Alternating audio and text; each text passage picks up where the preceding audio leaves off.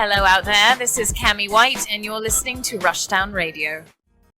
Number 2 on my list is going to be a game that came almost at the end of 2020, but was still so good that I needed to talk to you all about it because this game is fantastic.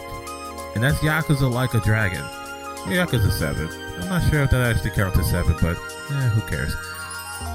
Yakuza is a game that, if you've ever played Yakuza, I don't need to explain it to you, but to those who haven't, you're going to look at it and think, wow, these graphics look kind of weird.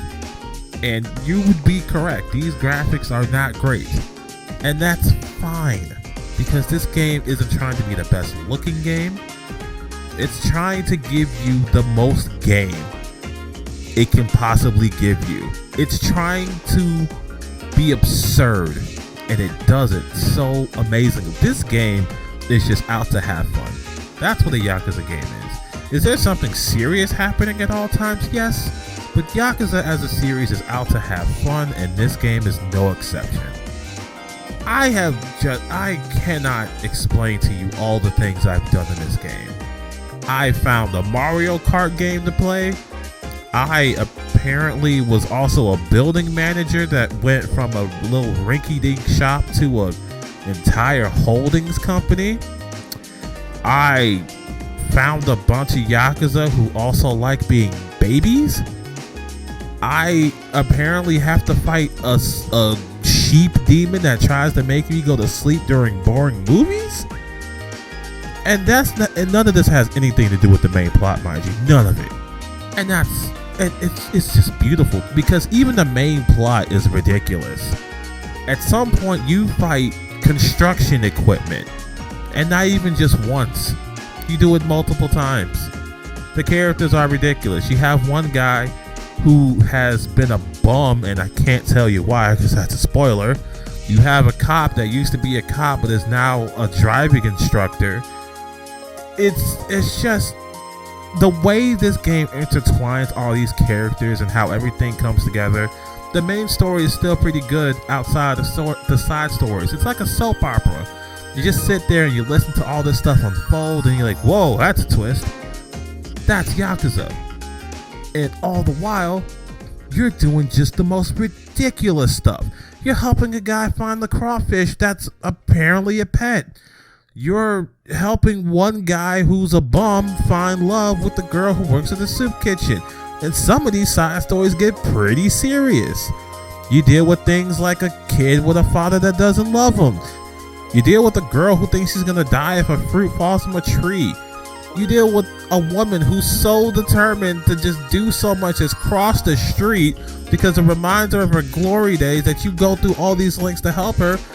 And it's all fantastic. It all just kind of sucks you in. Once you get into the world of Yakuza, you think, oh, I'm gonna play for a couple hours, and next thing you know, it's dark outside. You started playing in the morning.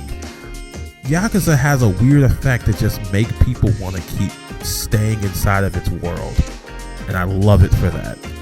The main character is probably one of my favorite main characters this year. Ichiban Kasuga is one of the best protagonists ever realized in a video game ever. I stand 10 toes on that. All I want from him is the best. I love him, and I would drink with him if he was real. Some of these other characters I like too. One of them I'm currently upset with. I love this game. And I thought that making it turn-based is going to make it a little bit more boring. No. Because Mr. Ichiban here is obsessive about Dragon Quest.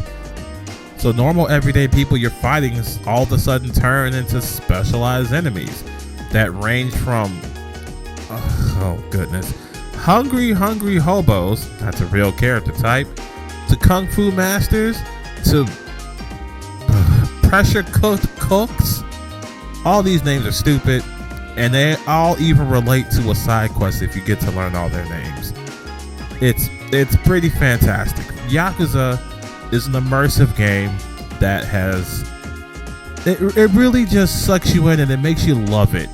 I love Yakuza Like a Dragon. I suggest that anybody who's had reservations on playing it, just give it a chance. Give it a chance. I promise you, you will love this game as much as I do. And I challenge you to find everything to do in it. Because maybe you're like me and you just start finding stuff to do. Do you want to play the Mario Kart thing they got going on? Do you want to play Virtua Fighter 2 and play that cheating AI? There's plenty to do. And I think it's something in there for everyone.